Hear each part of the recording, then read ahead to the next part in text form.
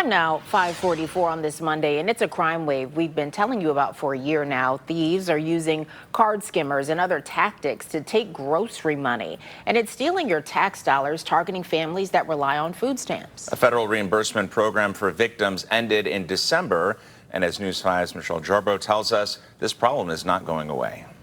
Just as fast as it comes in, it goes out.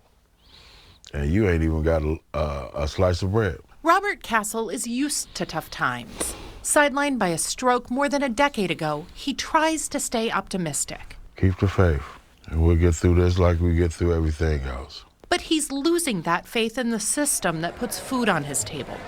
After his SNAP or food stamp benefits were stolen twice in 2 months. They take it when I'm sitting in the house watching TV. That's when they take them. Or when you're sleeping in the middle of the night. There you go. There you go. We've been telling you about this crime wave, electronic benefits theft, a problem that's cost U.S. taxpayers at least $220 million so far. They don't know who took it. All they can tell you is where it was spent. In Robert's case, almost a dozen New York delis and corner stores. In December, thieves took more than $900 from him in minutes. It was awful. Went in line to try to pay for my groceries, and they were gone. He got part of the money back through a federal reimbursement program, but then it vanished right away, along with his January payment. How can I get a new card with new numbers, change the password, and they get my information again? How can they do that? This time, there's no safety net for Robert or the other theft victims who keep calling our newsroom. The federal reimbursement program ended late last year. After a whirlwind week of negotiations in Washington, Congress didn't extend it. I mean, I cried. I was devastated, and I knew the impact it was going to have on families. It was right before Christmas. I met up with Rachel Cahill, a SNAP policy expert I've talked to before.